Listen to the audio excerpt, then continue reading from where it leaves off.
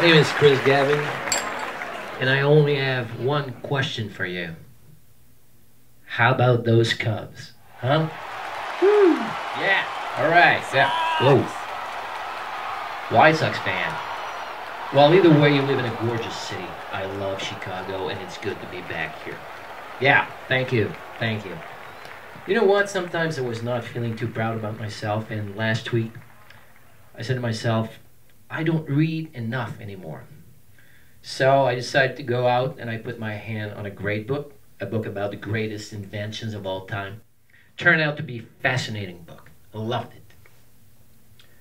I gotta say, my own personal favorite invention of all time is definitely the video recorder, also known as the VCR. Remember, guys? Remember that good old VHS recorder? Oh my God, unbelievable machine. I got great memories about the video recorder, especially the one involving the VCR and my parents at the same time. Yeah, you were leaving the house without setting the video recorder for your favorite TV episode, and the only and last resort you had left was to call your parents to set up that very same machine. Oh my God. Remember that?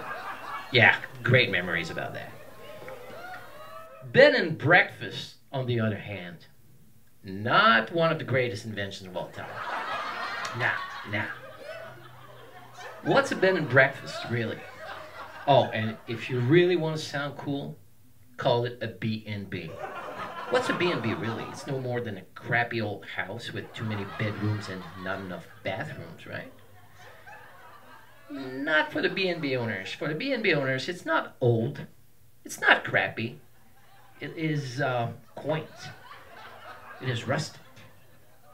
It has a northern charm, you know. Well, newsflash, B&B owners, it is crappy and old. I spent only one weekend in my life in a B&B. In Vermont, of course. And I swear to God, I will never set foot into a B&B ever again. Even if Angelina Jolie was promising me the weekend of my life, I wouldn't go. Okay. Yeah, I think I'd go. Okay, first thing first, you arrive at a B&B. So you got to enter the house, right? Oh, and by the way, if you're planning on getting there after 8 p.m., chances are everybody's going to be asleep. So you enter the shithole. Sorry, you enter the house. Oh, what a surprise. There's no one at the front desk. Don't worry about that. There's a good explanation for that. There ain't no front desk.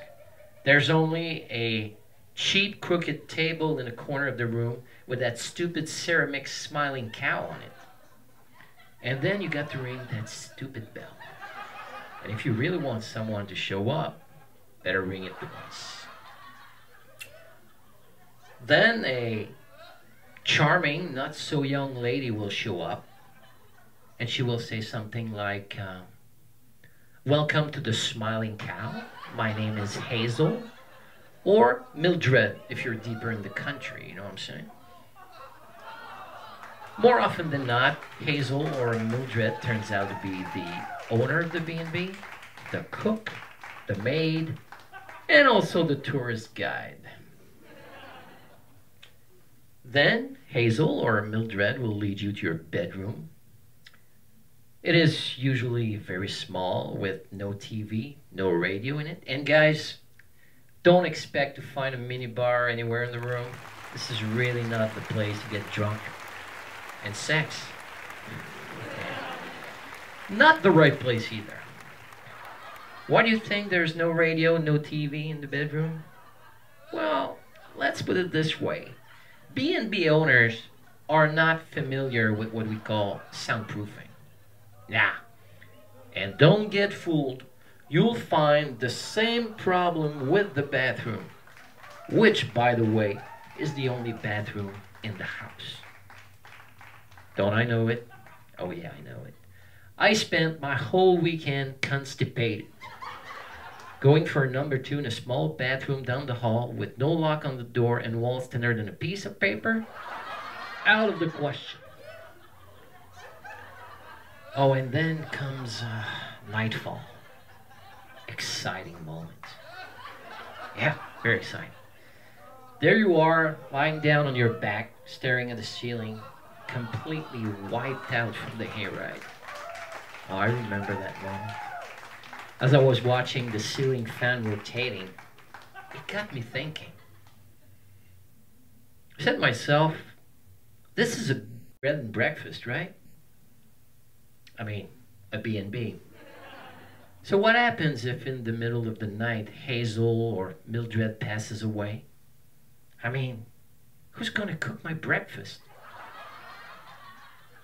The chef? Oh, of course not. There's no chef at a B&B. It's a mom and pop operation. The daughter? No, the daughter's gonna be way too busy with the funeral arrangements. Pop? Negative. Pop's already kicked the bucket 3 years ago. Besides, Pop wouldn't have been stupid enough to buy that crappy bed and breakfast in the first place. Christian Gavin's out. Thank you, Chicago.